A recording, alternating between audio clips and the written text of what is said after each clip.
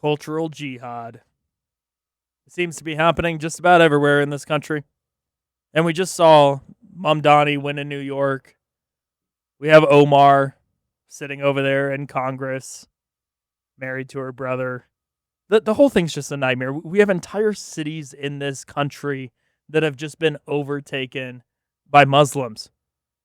And then, of course, you go back to the images after 9/11 of the Muslims on the rooftops celebrating the towers falling. I mean, we're going to throw that clip in this video, too. But from the Washington Post on September 18th, a week later, 2001, in Jersey City, within hours of two jetliners plowing into the World Trade Center, law enforcement authorities detained and questioned a number of people who were allegedly seen celebrating the attacks and holding tailgate. You know what that means? Tailgate. That means football games, Ohio State, thousands of people in parking lots, on roofs. Tailgate is a lot of people. Tailgate's not two people. And holding tailgate-style parties on rooftops while they watched the devastation on the other side of the river. Okay? Washington Post. I want to roll this clip because I think this tells us a lot about what is going on in this country and around the globe right now. Let's roll it. Muhammad's 3 steps was immigrate, increase, eliminate. Immigrate as a religious refugee, increase the number of your followers and demand political accommodation, and then eliminate the previous culture. So I was speaking in Detroit area, and afterwards had people come up and visit around the book table, and they were telling me about a lady who had a ministry to pregnant mothers. So she shows up at a Muslim house, has a little present. Well, out of a bedroom comes another pregnant Muslim mom. Out of a bedroom comes another pregnant Muslim mom. Out of a bedroom comes another pregnant Muslim mom, all pregnant by the same man. He's practicing Sharia law in his house. And then someone else says, oh yeah, Fazil bought a bunch of houses on the street, has a wife in each one. Where was this? In Detroit area. The wives go down to the welfare office and say their husband's not around. He goes and visits them, and the more kids they have, the larger the checks get. And he's living like a king at state expense, and all the kids playing in the middle of the street are his children. He's practicing Sharia law on his block. They take over several more blocks, and they vote in the school board. And now they have their Sharia in the schools. And then they take over more blocks. They vote in the police department, fire department. And in Hamtramck, Detroit, they vote in the majority of the city council. They have their minarets, their calls to prayer 5 times a day, no different than Pakistan. So we see the first ones come in as immigrants, and they're nice, and they're so nice, everybody says they're nice, nothing to fear, let more in, more come in, they gravitate together, form a community. Imam shows up and says, okay, you need to start getting a little more serious about this, more fundamental. Then the burqas start appearing, people say the neighborhood's changing, they move out, more Muslims move in, and then there's always that stickler that says, I refuse to move out. And that's when there's random violence from Muslim youth. And there's no witnesses, because no Muslim family dare testify against another Muslim family on behalf of some kafir infidel that's hanging in the neighborhood. And so eventually they take over the entire neighborhood. And they do this neighborhood by neighborhood, city by city, block by block, until they take over countries. And there's 1,400 years of track record to observe this pattern. So they took over Egypt, which used to be Coptic Christian. They took over Syria, which used to be Christian. They took over all of Turkey, which used to be Christian. Took over all of North Africa, which used to be. They took Spain, held it for 700 years until the Spaniards drove them out. So what's described in that video seems to be happening in places like Michigan and in areas of, I believe it's Pennsylvania. This is happening across the country, truly. We're seeing that there's Muslim communities popping up all over the place, including in Colorado. And it's not just conservatives that are blowing the whistle. I mean, Bill Maher, who is oftentimes, in recent times, seeming more and more and more conservative. And, as Aaron has pointed out, he might see him become a Christian at some point in his lifetime. Bill Maher has a lot to say on this topic, so I want to show this clip before we go any further. Immigration to Western Europe a lot of it is Muslim. It's from North Africa. Well, let's wait till we get to the end of this. We jumped right to it's horrible. Okay, the people are not horrible. No. The people are horrible. The ideology, The ideology. you're leaving the place that's very different, but then you want to come to this place and make it like the place you left. Exactly. You know, I mean, if 51% of any Western European country was Muslim, they would be under some form of Sharia law. The more fundamentalists win. Right. That is the challenge Islam has. They want to come in your country, and they leave a country that were actually kept in like animal in the cages, because in their country, I mean, they were miserable, and then they go to another country where actually they feel all of a sudden freedom, and they have some kind of happiness, and all of a sudden they want to turn that country into the country like the one they came from. It's like the Democrats that leave California and go screw up other states like Wyoming and Tennessee and Florida. They leave California because of the high taxes and the breaking down of their rights, and then they go to another state and just vote the same thing in. I mean, this is what these immigrants are doing too. They're leaving a country, claiming asylum, and then they're bringing their crap into other countries. Yeah, this is all facilitated also like at an institutional level. You have the European Union bureaucracy, particularly the European Commission, consistently advocating for these migrant quotas. So it's embedded in their policy to bring in millions of third world, I call refugees, because these are war-torn countries paid for by Booz Allen Hamilton and the military-industrial complex. And you've got these millions of people coming into Europe. You also have large corporate interests that benefit from cheap labor and demographic changes that are supporting this. And then you have the International Monetary Fund and the World Bank that promote economic policies favoring labor mobility across borders. You have UN agencies like the UNHCR that frame migration as a human right. And then, of course, the left-wing political parties and the NGOs across Europe that are constantly beating the drum on diversification. It's become this secular religion because all values are legislated. It's just the secular humanistic values are the ones that have been implemented, and they're constantly calling for this diversification, and they're constantly, I think, positioning European peoples and their culture and their heritage as problematic, which just furthers this migration wave. It's coordinated, it's financed, and it's historical. I mean, we know if you go back to the Crusades, if you go back to the Spanish during the time of the Holy Roman Western Empire, Islam was invading Spain, and we sent crusaders to expel them out of the Spanish region of the Roman Empire. So the pendulum is just swinging back. Scripture says there's nothing new under the sun. This is just the same battle that's been taking place for thousands of years, or just having it in a modern context. Well, and I think there's something to be said when you have to convert a population of people by force to a religion. Because modern day Christianity, I mean, people are coming to Christ because they want a personal relationship with God. They want a personal relationship with Christ, not because they're being forced into the religious beliefs. Right? I mean, wouldn't you say that is something to just instantly raise a red flag over? Well, yeah, I mean, you have to look at the religion we're speaking of. So Islam, if it's followed devoutly, if you're like an Orthodox, I know that's not a correct term, but if you're like an Orthodox Muslim, it's militant. And the Wahhabism brand of Islam is the brand that's particularly financed and promoted by our institutions. And Wahhabism is essentially a war cry. It's conquest. So absolutely, it's diametrically opposite of the gospel of Jesus Christ and Western Christendom, which is we love our converts over. We will be judged by the fruits that we bear. We as the church are carrying the light of Christ, and that's supposed to be an attraction to people.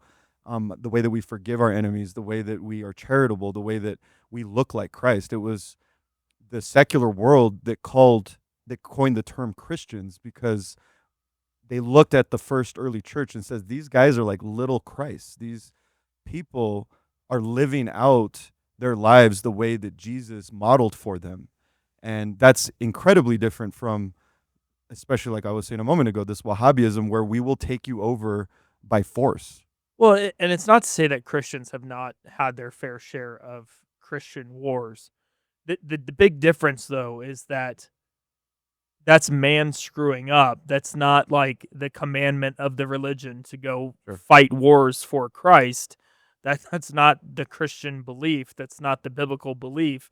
Now, people have obviously, been screwed up in times, and we saw the Protestant Catholic wars in Ireland, and there's plenty of times when Christian followers of Christ have just screwed up in terms of how they've chosen to go on their conquests per se, but it's not an ingrained portion of the religion like it is in Islam.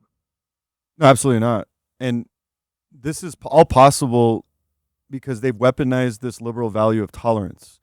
These accusations of Islamophobia, I think, is what keeps people at bay, because it's just like the term racist. Everyone was afraid, I think, a couple years ago, not anymore, thankfully, to not be called a racist. So because there was this cultural agreement that we can't be Islamophobic and that we need to be tolerant, it basically shut down any sort of debate, and forced societal concession on Sharia law, halal food, gender segregation, all these values that they're pushing. So really, I would argue that the liberals greased the skids for this. Wouldn't you agree?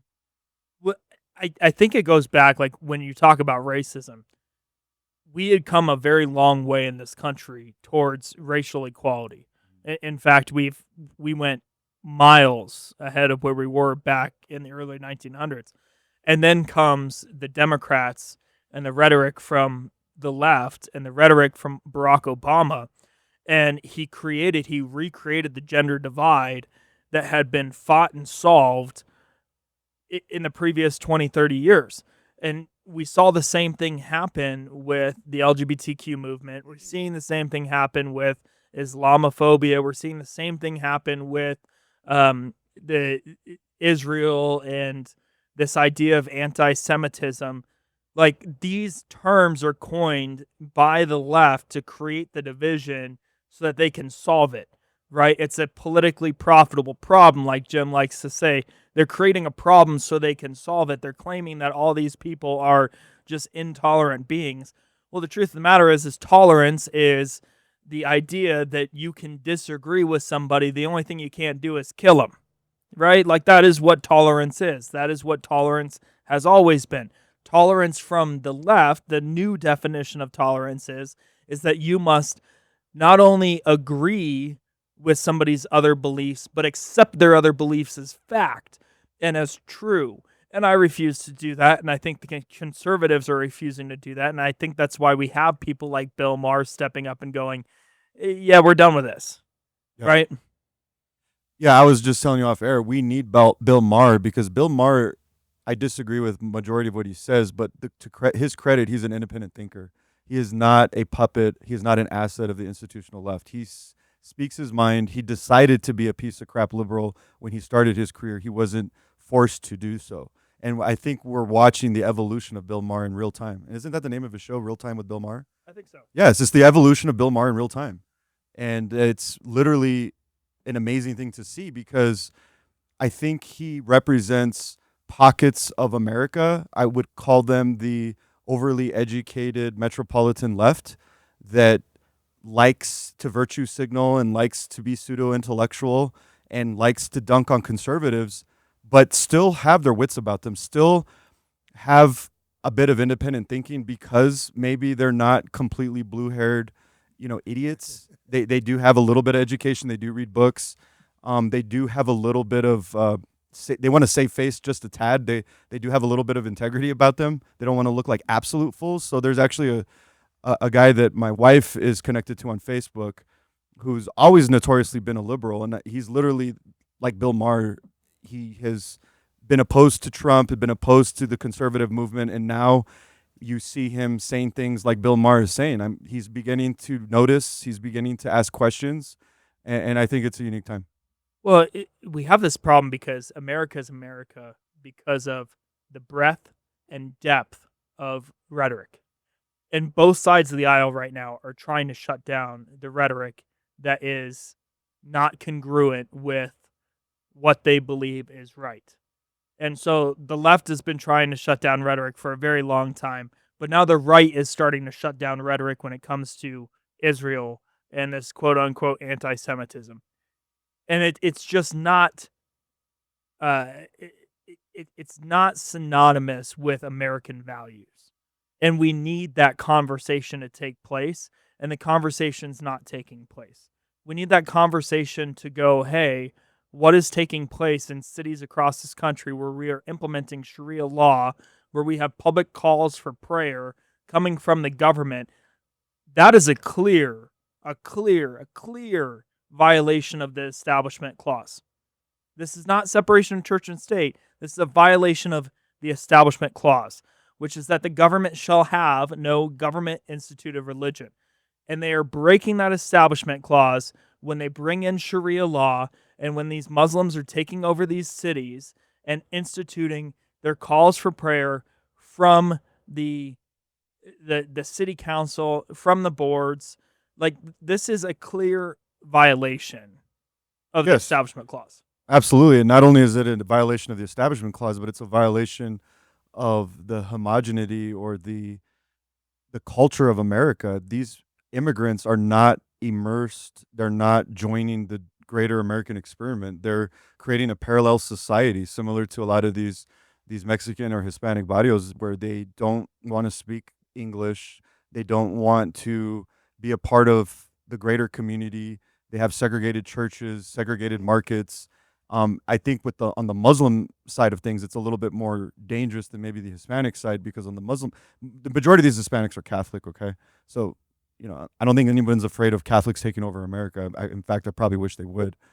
But go ahead. Well, yeah, there's a lot of that though with a lot of like different cultures. There's like Asian stuff, like like my son's Vietnamese, and if you go to like any of the places like in Orange County stuff, there's a whole set that's just the Vietnamese market and da. But it's not the same. It's not the same as this. This seems more like this is more leveraging religious freedom in America and infiltrating local government and like making it like it's organized. Like it's coordinated. That's coordinated, for yeah. sure, definitely coordinated. But it seems to be leveraging religious freedom against America itself, because we have a big history of hey, worship to your churches, whichever way it is and stuff, and it seems to have more of a negative, like it's like the other side of the dagger, on the two sides of the dagger. Right.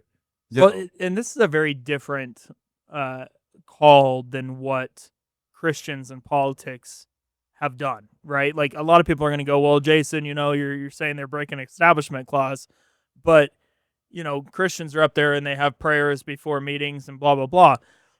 It's different when there's an expectation of participation and just a freedom to participate. And this has come into to the public lens quite a bit, because even in a lot of local councils and stuff like that, they invite multiple faiths to give the invocation before board meetings, before city council meetings, whatever. In fact, the Pastafarians back a long time ago, that was the main complaint that they had when they sued, was because they were no longer allowed to give the invocation. Well, the Pastafarians are this. I thought he said Pastafarians. Pastafarians. They believe in the flying spaghetti monster. Okay, I thought you were referring to Rastafarians. Now, no, the Pastafarians. You were talking about Rasta. So the Pastafarians it's a parody religion that they created in order to fight for quote unquote religious freedom or against the Establishment Clause. Right, and anyways, they told them, no, you cannot pray at our meetings anymore to the flying spaghetti monster, and they sued, right? Now, yes, they wear colanders on their head. I don't even know what a colander is. Is that like a pot? Is that like Chef Boyardee? You strain the pasta from the water. Yeah, it's a strainer. Oh. Yeah. Okay. That'd have been cool if they all looked like Chef Boyardee. They all had like Chef Boyardee hats. Yeah, like all of them just Chef hats. Don't give them any more ideas. We're great. Very similar to how the satanic religion or Satanism started. Now, Satanism has evolved quite a bit, but Satanism originally started as a religion to battle the government more than Christianity. Obviously, it's taken a lot of different roots and a lot of different forms. Affected punk rock. But it's very interesting how this religious argument has taken place throughout this country. But in these cities that have integrated Muslims in, they are taking it to a new extreme where there's an expectation of participation in their religious institution. Yeah, fact check me on this, but I think we had seen the appearance of Sharia law enforcement vehicles in Michigan. Residents in New York say they're alarmed after seeing Muslim community patrols driving through their neighborhoods in what looked like police squad cars. One America's Pearson Sharp has the details. New Yorkers say they're shocked after seeing Muslim patrol cars roaming their neighborhoods like police squads. These Muslim community patrols just began operating in Brooklyn this year, and according to the Council on American Islamic Relations, they are the first of their kind in the United States. The patrols sprang up as an apparent response to some 14 biased incidents against New York Muslims in 2017. Actually, a rather low number, considering there's over 8.6 million people living in the city. According to the group's vice president, Noor Rabah, the group currently has 30 members, but plans on rapidly expanding to cover the entire city. He describes the Muslim patrols like a neighborhood watch, but on steroids, with members dressed like police officers and driving cars identical to police squad cars. Residents say they're uncomfortable with the patrols, which they describe as being similar to Sharia police. Others have raised doubts about the purpose of the patrols, saying New York's police department is already very diverse, and their only job is to patrol the city streets and protect people from harassment or crime. So why does there need to be a Muslim group tasked with the same job as the police? Even other Muslims have raised questions about the need for the patrols, with residents expressing fears this is just another form of Sharia law enforcement. Similar groups can already be seen in other major European cities in Denmark, Germany, France, Sweden, and Britain. These patrols have been going on for years, and a CNN report caught Muslims from a patrol in London harassing residents. In Whitechapel, one man can be heard insulting a gay man, calling him offensive names and telling him he wasn't welcome in a Muslim area. Others denounce residents for drinking, claiming this is a Muslim area and alcohol is not permitted. They also harassed a woman as she was crossing the street, warning her that her short skirt was not allowed in Muslim areas. And now, with the arrival of these Muslim patrols to New York City, Americans are becoming worried they'll fall under the same harassment for not following Islamic practices. Pearson Sharp, One America News. Have Sharia councils. This is a parallel legal system that operates alongside national law. So in these Muslim enclaves, they lean on the Sharia law because these are religious first, national second type people. So they're handling family and financial matters through their Sharia councils rather than going to like a small claims court or participating in the greater, court systems that we have already set up in this country. And then, there's just this cultural separation. I go back to this. If you're not going to assimilate, we're not going to be able to have a country. We cannot have a country where there's like 9 countries inside of it. Like it's not there's a house of cards. Well, there's scripture that says a house divided is a house that will fall. And so if this nation is divided along economic lines, along cultural lines, along language, we don't have a country. And, prior to 1960, and I would argue that the birth of the real America happened in the 60s, pre-1960, we all had one giant thing in common. I mean, watch an old movie, just the nuclear family, apple pie, baseball, Leave It to Beaver. I know this is going to sound controversial. Coca-Cola. Like a mouse, Coca-Cola, and you'd walk into a place and you didn't hear 9 different languages and 15 different skin tones. It was a homogenous nation, and we all agreed on certain ideals. We work hard, we honor God, we believe in freedom, we say what we want to say, and we do what we want to do so long as it's moral, legal, and ethical. And that has since changed. I think part of the piece that everybody kind of misses, it seems only like that tolerant, wokey, liberal, factor or faction is the only ones that wants this kind of stuff. And I think a lot of people also miss, because I've been around in other countries, all the Islam stuff and the music playing and the praying and you're like, I didn't know what the hell was going on, to be honest with you. Very much a culture shock, because it's not like religion here. Religion here, you go, Tuesday night, Thursday night, Sunday, Saturday, whatever it is. You go and do your thing. You gather up, congregate, everybody prays.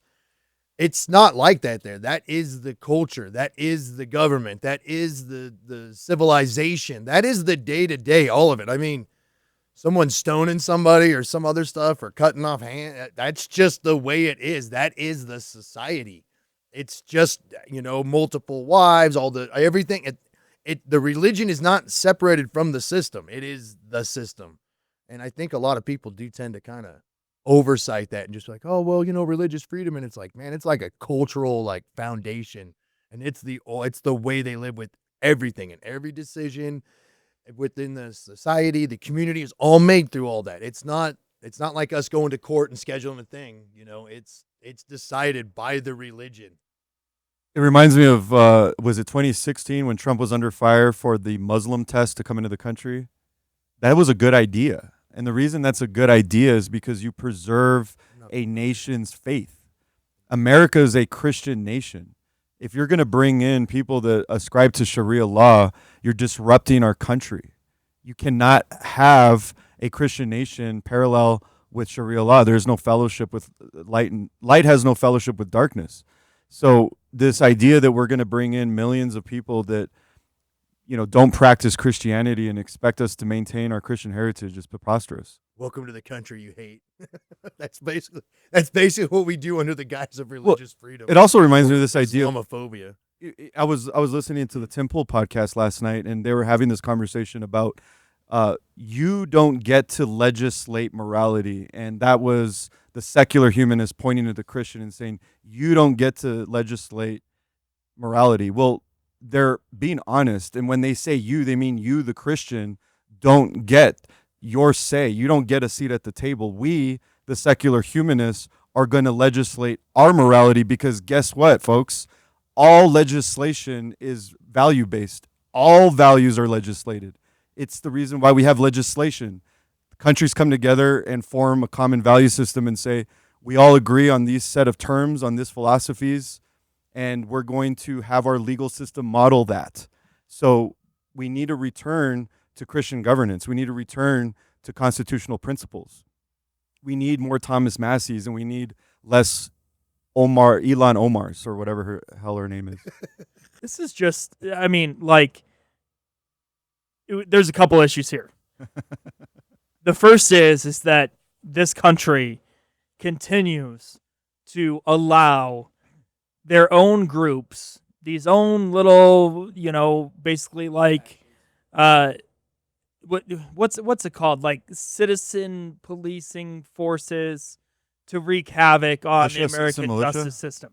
And in fact, there was an article just yesterday, a man in Colorado, in Brush, Colorado, that was harassed by one of those people trying to chase down pedophiles that was completely innocent, that they had harassed. I mean, he was thrown in jail. He's been demonized, has death threats. People have threatened to assault the man.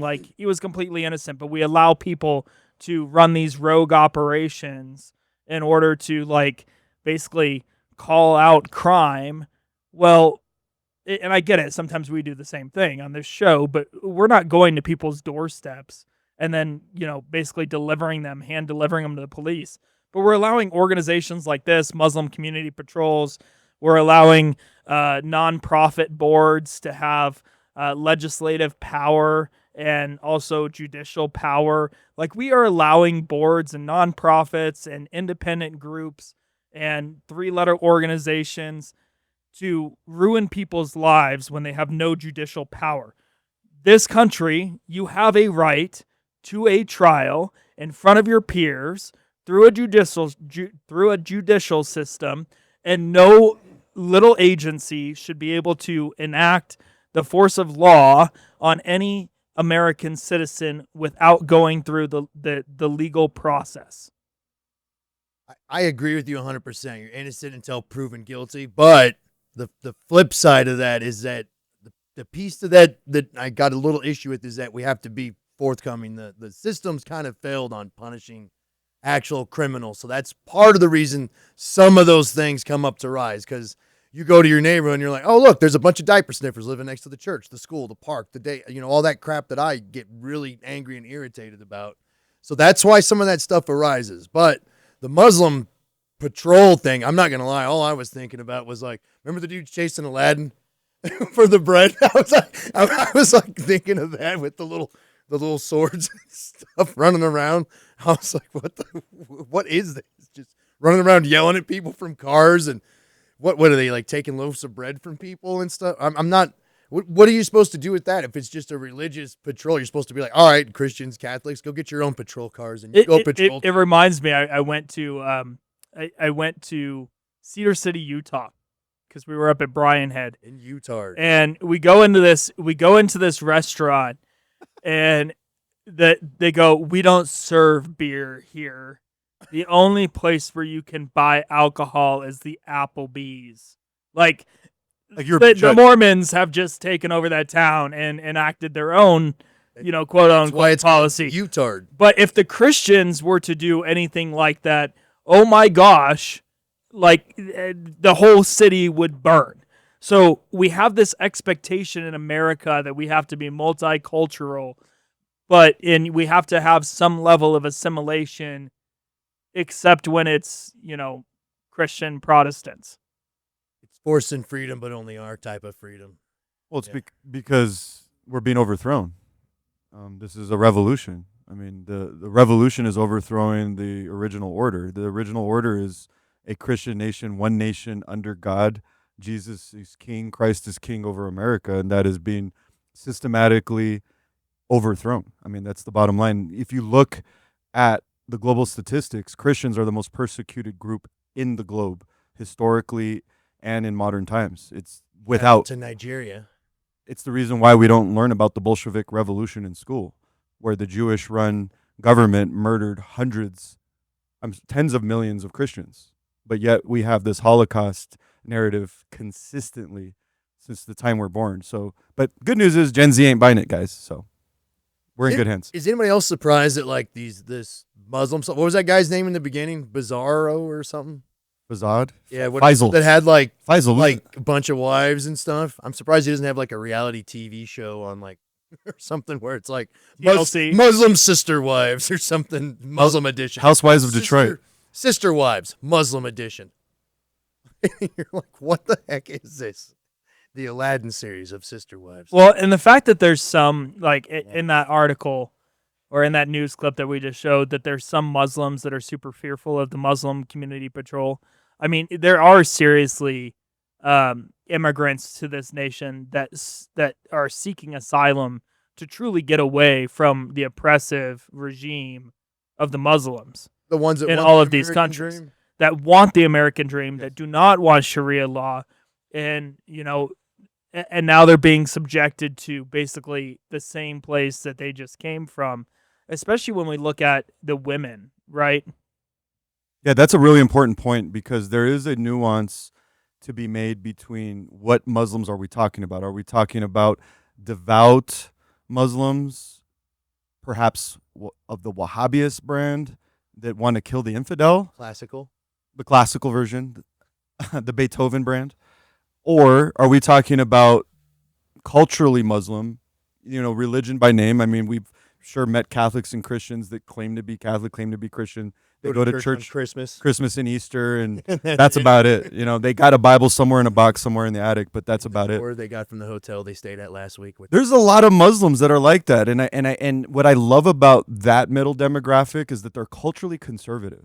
We, as the church, have more in common with, I would argue, non-devout, call them even maybe secular Muslims, than we do with the American left. They believe in family. They believe in marriage. They don't buy into this LGBTQ BS. They're earners. They work hard. Their yeses are yeses. Their no's are no's. A handshake means something. Their word means something. Dignity, self-respect. They're not trying to stab you in the back. They come to your house and introduce themselves and bring over the cookies.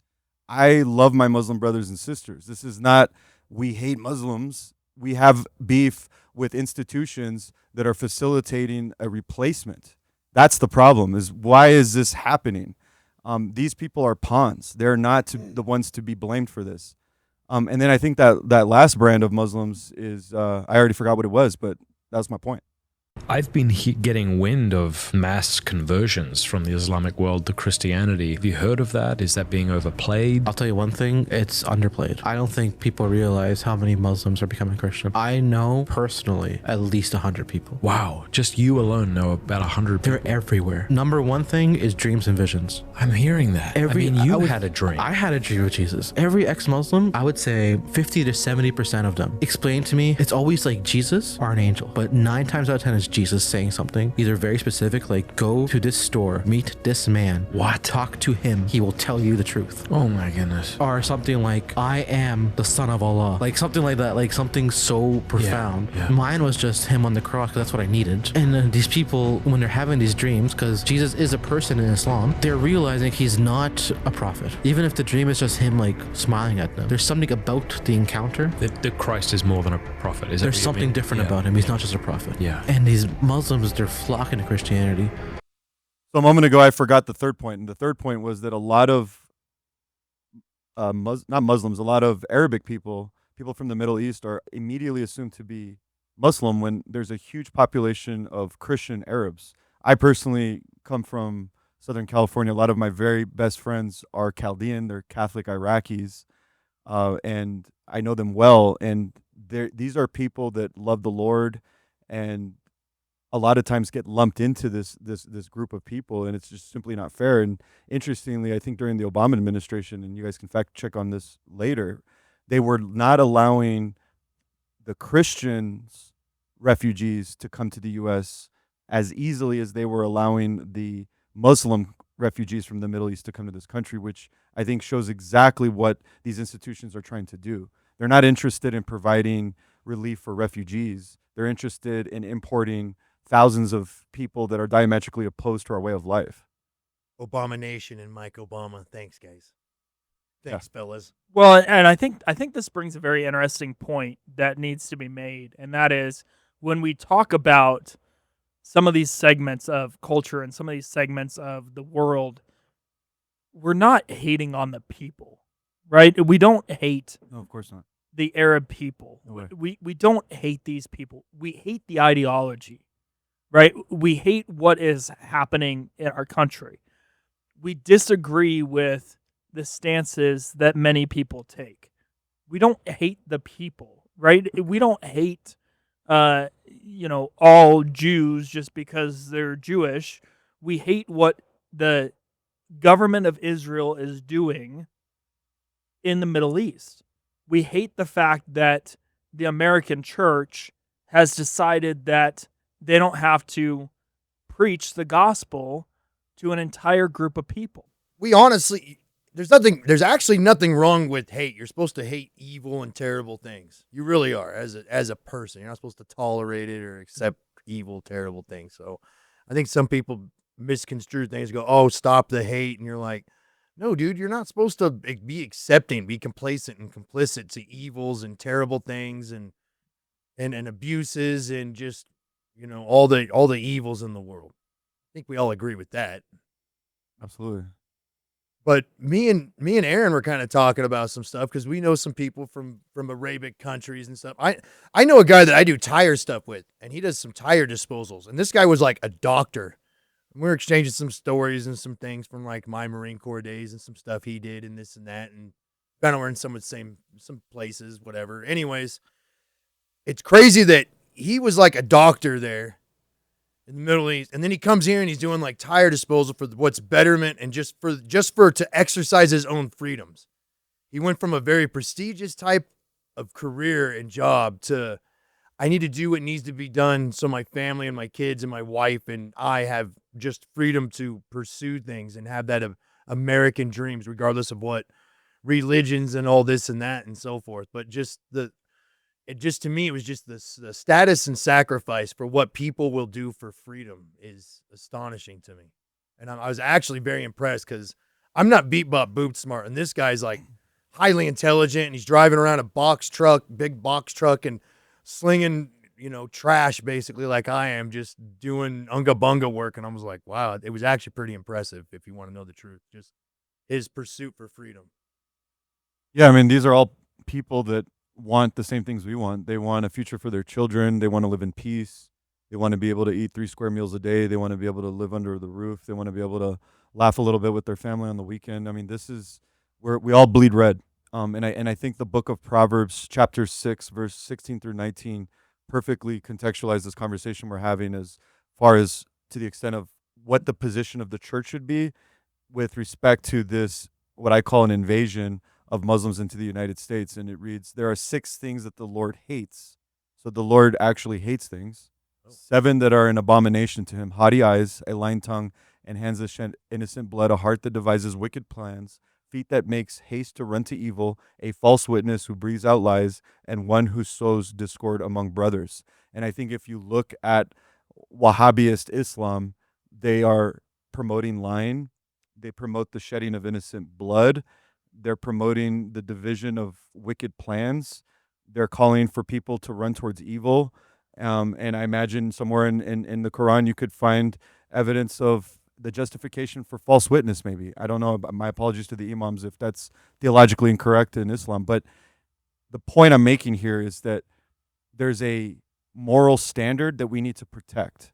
And if that, and the U.S. foreign policy should be guided by these biblical principles, period. Yeah, I think this entire conversation, from a historical context, can be wrapped up in 2 different ways. Number one is that there's a cost of freedom, right? There's a cost for freedom. And these individuals that have come over here searching for a better life have given up a lot. They've left everything that they have to come to the United States for a better opportunity. And those ones that are doing that are here because they truly want to live out the American dream, they've given up everything. But then there are foreign actors, and there's people that come over to this country on a mission, and that mission is to infiltrate the American public. And Benjamin Franklin said a long time ago famously, it's a republic if you can keep it.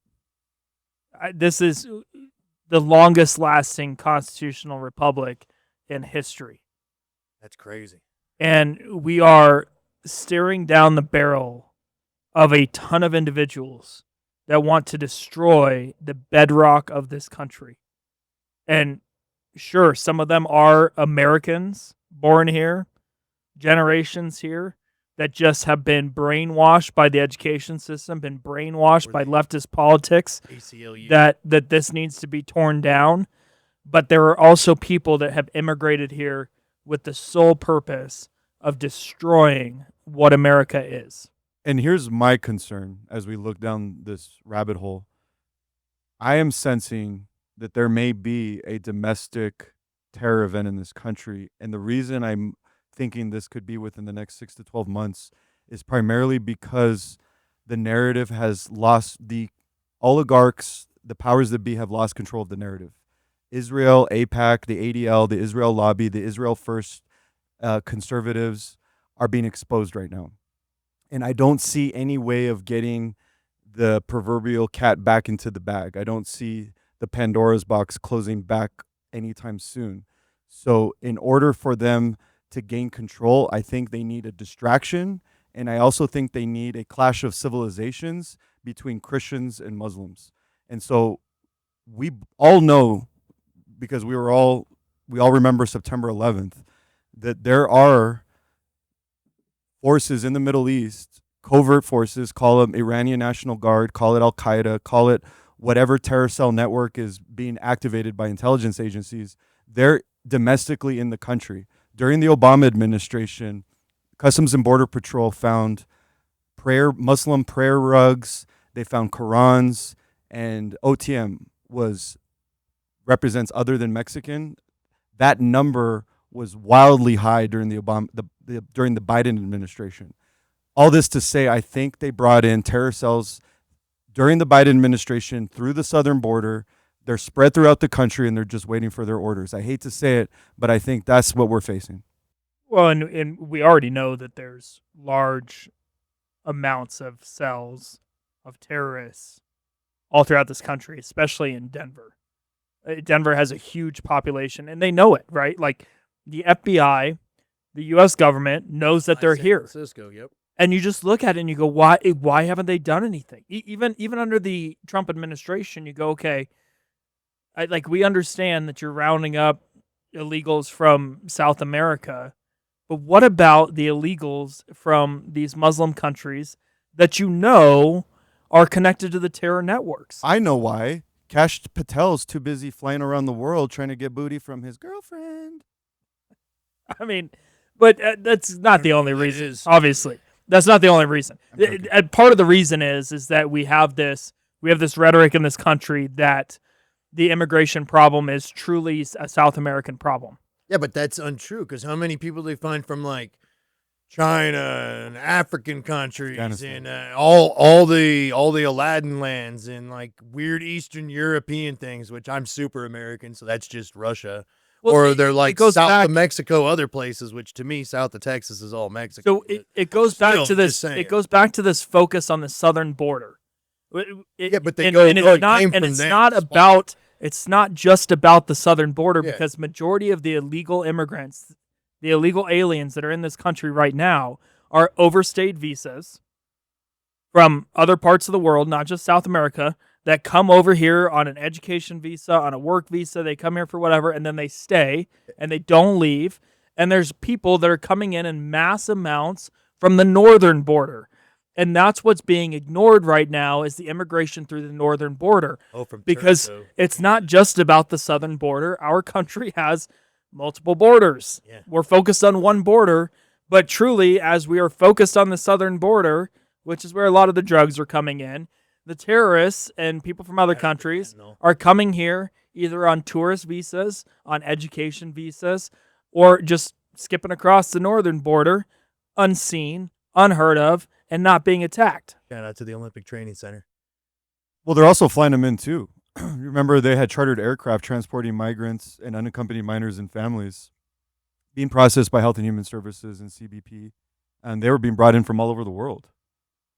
I think every time you say illegal alien, we just need that alien music because every time you say it, it just sounds great. No, but there's a lot more to it than just, they go, southern border, it's just Mexico or Venezuela or whatever the heck down there, kind of thing. Because they were finding everybody from all around the world is all I'm saying for sure. Definitively that weren't supposed to be there. And then they have like lists and sheets of, you go here, you go there, you talk to this person, you call this number, you go to this state, here's the place, here's your guy. You're like, what the heck? There's a whole contact list. And it's like, there was like the Chinese version, there was the African version, and then all the desert lands and stuff, that Middle East version. It was insane, the stuff they were finding with it. So I agree with you. I think there's way more to it than just trying to just blame one side, one border thing. Yeah, I mean, we have unaccompanied alien children program operated by the Office of Refugee Resettlement within Human Health Services. Yeah, that doesn't sound suspicious or gross at all, does it? No, they're transporting minors who entered without parents or legal guardians from CBP custody to ORR shelters nationwide. ICE air operations, that is managed by U.S. Immigration and Customs Enforcement. They've conducted removal flights for deportations, but have also used commercial flights for transporting detainees between facilities. That's not necessarily bringing them in, but the reality is that they're using any and all means necessary. They're flying them in, they're walking in, they're being bussed in. There's a refugee industry where you have these woke lawyers that I guess got to get their return on investment for their law degree. So they're basically using their position to essentially grant amnesty and argue for these ACLU people, all that stuff. It's that whole constellation of leftist organizations that I've personally been around, living in Los Angeles, being at Loyola Marymount University. I ran into these people, and they are militant. They believe in this idea, and I'm maybe I'm a little outdated, but this was in the early 2000s. There were students on my campus that were part of a revolutionary group. Basically, it was an offshoot of La Raza, and there's this idea called Plan de San Diego, which is to essentially murder all of the whites in the American Southwest and reclaim it for Mexico, basically La Reconquista, taking back the southwestern states. They believe this, you guys. I've been in their meetings. They talk about this. Those same students went to law school, got their law degrees, and now they're working at 501c3 organizations, and they're heavily financed, and they have the backing of the U.S. federal government and all of their tentacle agencies, and they're bringing in millions of undocumented people who are not willing to assimilate and join the American culture. Ooh, we're funding our own annihilation? Yes. That sounds like fun. So if you look at the arrests by country of citizenships by ICE since in this administration, 155,000 from Mexico, 31,000 Colombia, 42,000 Venezuela, almost 10,000 from Brazil, 14,000 from Peru. Now we have arrested 585 Canadians and 38 Australians. Sorry about that. That's So grimy. this truly is a global operation. But here's where this gets really interesting. If you look at arrests from Iraq, 169, 178 from Iran, 260 from Afghanistan, 241 from Pakistan. India's got 3,700, but China, 1,200 arrests, Russia, 1,400 arrests. It is very clear that this administration is not focused on the Middle East. Now, 115 from Israel. Oh, that's intriguing. interesting. So Private jets. Maybe this is a little off topic, but H-1B visas, I feel like that is a replacement strategy to replace the white collar class in this country. So we're not just talking about cheap labor, but we're talking about the jobs that college educated, call it upper middle class Americans aspire to have. Computer programmers, systems engineers.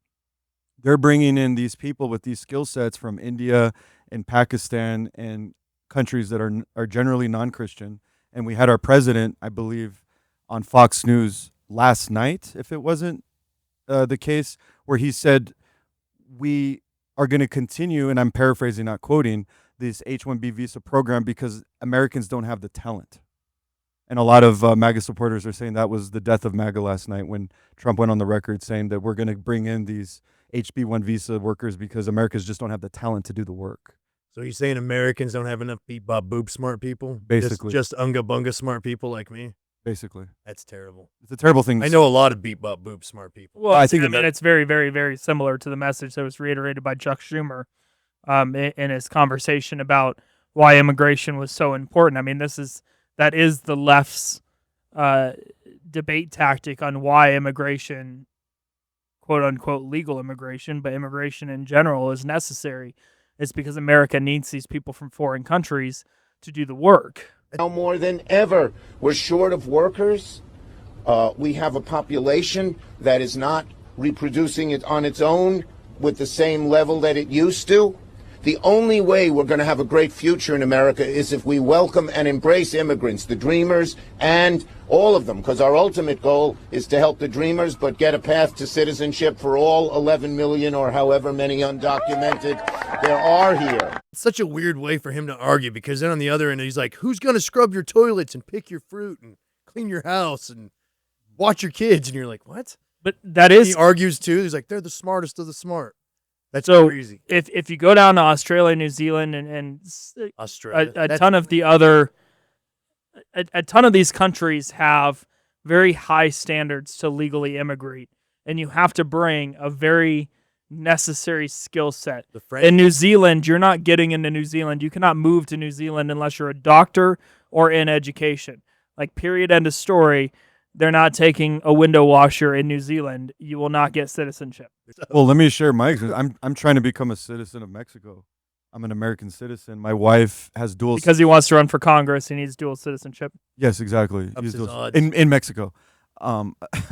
So I have to wait for my kids to get citizenship, and that's going to be probably a year process. My wife had to go to the consulate in Denver, get her passports as a Mexican citizen renewed, essentially get her house in order so that then she could apply for each one of our children to get their citizenship. And that is a multi-month, potentially 12-month, year-long process. And then after that, there has to be a 1-year waiting period before I can apply. During that period, I have to reside in Mexico for a minimum of 6 months. And then I take a test. And then I get to be a citizen of Mexico. So clearly, and I'm a U.S. citizen. I don't think, and my wife is a citizen. My children are citizens, and I'm asking to be a citizen of this country, and they're making it this. And again, I'm not complaining. Maybe Mexico has the right idea on immigration policy. Maybe you be patient and wait and vet the people that come into the country before you just accept anybody and everybody. Point I'm trying to make is Mexico has a harder immigration policy than the United States. That's pathetic. What led you to want to become a dual citizen of Mexico? I want to buy property in Mexico, and you cannot legally own property unless you're a Mexican citizen. I want a plan B, and I'm not referring to the abortifacient. I'm referring to an emergency in case the United States is not a safe place to live. And I also want to travel to countries where Americans aren't very welcomed. So I want to travel there as a Mexican. They're like, oh, he's a Mexican. Come on in. You know, Hola. like if I go to Syria or Lebanon, I imagine I'd be more welcomed as a Mexican citizen than as an American citizen. Are you working on your Mexican accent? I am. I can talk like this now. I am Mexican. I'm Mexican. Jason's losing it over there. We in California, we often refer to that as Spanglish. Yes. They made a movie about it. Adam Sandler's in it. Yeah, such a Spanglish movie, right? Adam, the Jew is the star of the movie. Yes.